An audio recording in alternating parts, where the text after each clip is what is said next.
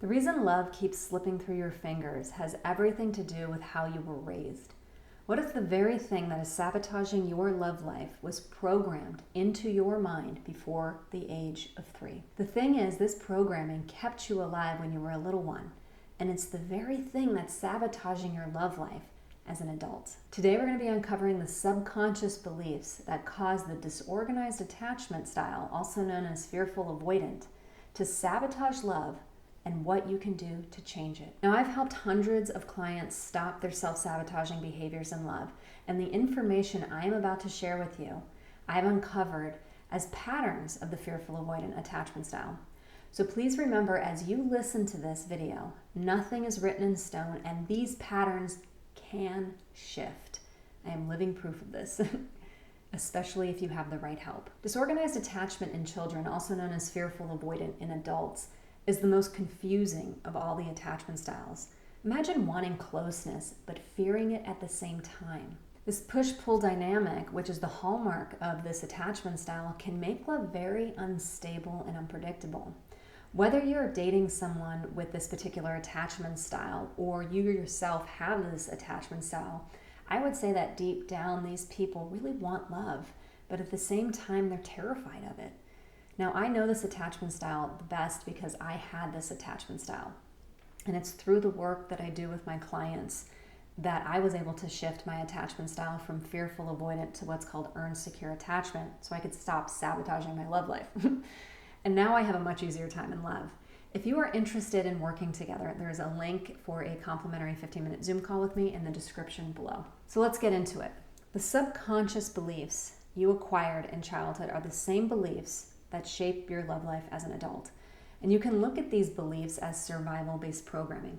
They helped you to survive your childhood trauma. They were beliefs that were imperative to your survival, but when they're not updated, they become the same beliefs that sabotage your love life over and over and over again. From being in the womb to around the age of 7, your subconscious mind is wide open and it's absorbing everything. For the child with disorganized attachment, you most likely had a caregiver who was safe one moment and then dangerous the next moment. Maybe they were an addict or someone who was volatile. Maybe they had a personality disorder or a mood disorder, and they were simply unpredictable.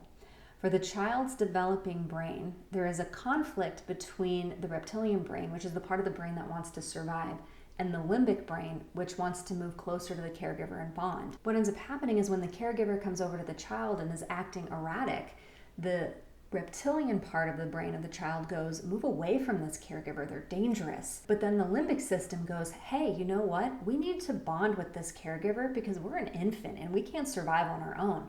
So we need this person to help us. So there becomes this conflict where the reptilian brain is like, no, dude, this thing is not survivable. We need to move away.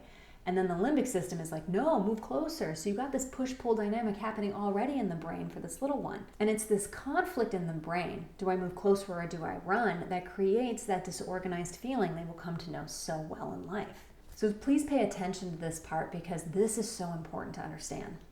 What you survive as a little one, your subconscious mind will record that experience as survivable. Just going to repeat that again.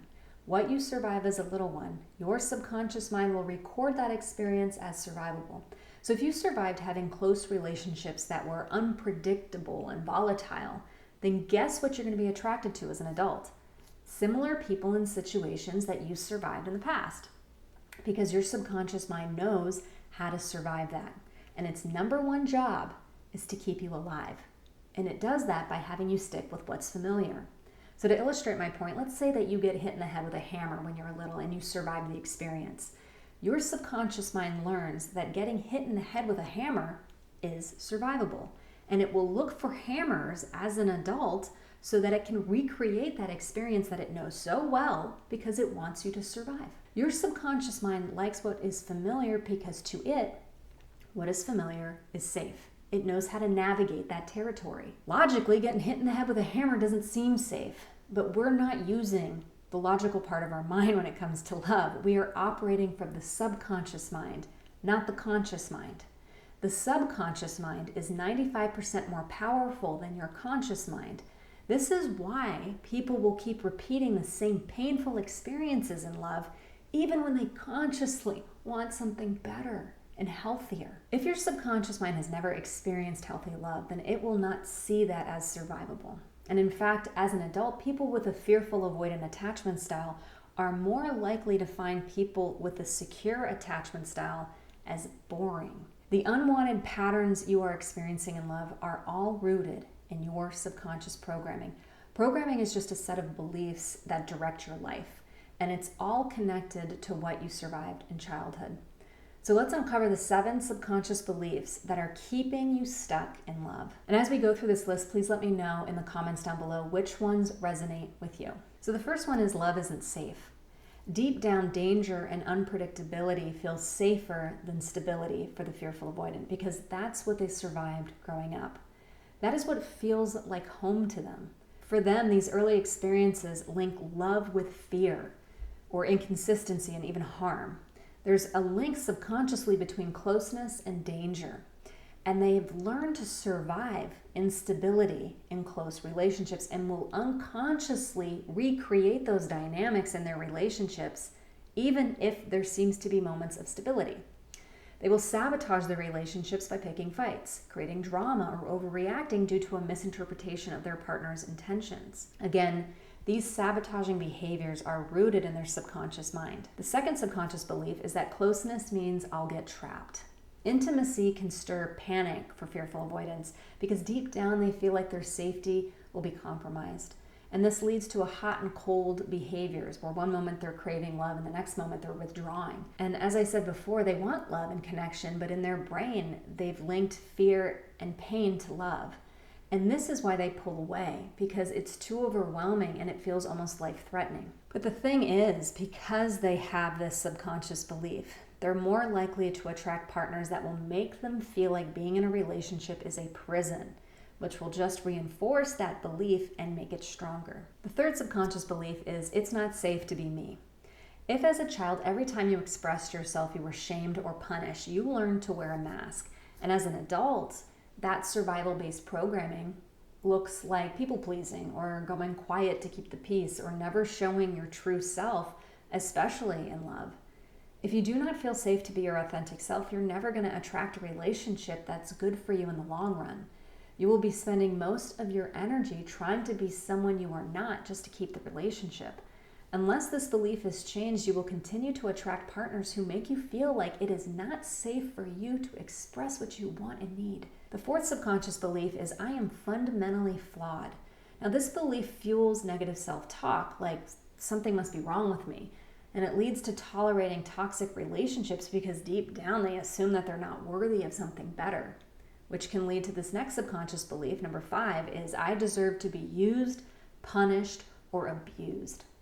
Now this comes from growing up where affection was conditional and where care was tied to mistreatment. Maybe as a child, they only got attention when they were misbehaving. And for some children, that's the only attention they've ever received from their parents. Now their subconscious mind learns that being mistreated is just a part of connecting to others.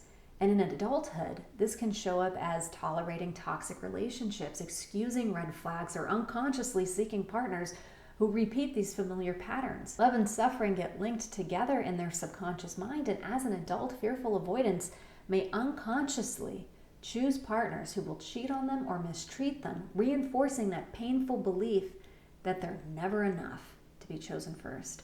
And some choose to live a solitary life to avoid this heartbreaking pain. The sixth subconscious belief is that making a mistake is dangerous. If as a child mistakes were met with harsh punishment or shame or withdrawal of love or an unpredictable reaction from their primary caregiver, then their subconscious mind equates being imperfect with danger. And they can be hypervigilant, constantly scanning for ways that they might mess up and lose love. And this can fuel self-sabotaging behaviors such as perfectionism or people-pleasing, or always being on the lookout for criticism or possible rejection. And this can cause defensiveness or avoidance.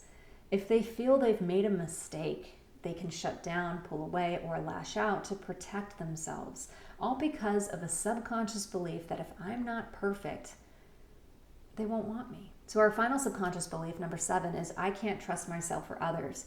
Fearful avoidants expect betrayal or rejection, so they subconsciously guard against being too vulnerable.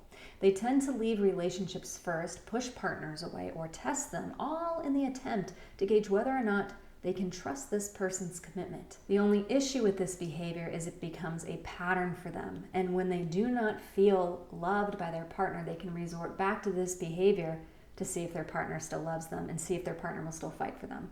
Of course, they're not consciously aware of this, although there are some very aware souls out there that are experiencing this, and they just don't have the right help to navigate these waters on their own. They second guess themselves and others, and they swing between craving connection and pushing it away. The good news is that these beliefs are not permanent. They are survival strategies, brilliant ones actually, for a child that was in a very dangerous and unpredictable home. But survival strategies that worked for you as a child, they're still in your subconscious mind, and they're sabotaging your love life as an adult. Updating these beliefs is like updating the operating system on your brain. When your subconscious learns that healthy love is safe, that push-pull feeling begins to calm down. And the relationships no longer need to feel like chaos, because your subconscious mind can start to learn that healthy, secure, and stable love is safe. And for those of you who like excitement and fear having a boring relationship, you can learn to find excitement in other areas of your life. Maybe you play sports or travel more, or you become an entrepreneur. That's very exciting. Hopefully what I'm about to share with you will help you, because that boring feeling is actually just your nervous system feeling safe for the first time, truly safe. It's just that your subconscious mind has become conditioned to survive being in fight or flight. And that's actually what feels safest to your subconscious mind, because it feels the most familiar. You already made it through the hardest part of your life, which was childhood. Now it's about reprogramming your subconscious mind if you want to have a better experience in love. Remember, this is all revisable. If you would like to stop sabotaging yourself in love, then please feel free to reach out for a complimentary 15-minute Zoom call with me. As Wayne Dyer said, change your beliefs and you will change your life. If you'd like to learn more about the subconscious beliefs that cause the avoidant attachment style to sabotage love, you can check out this video here. And I will see you in next week's video. Have a wonderful week.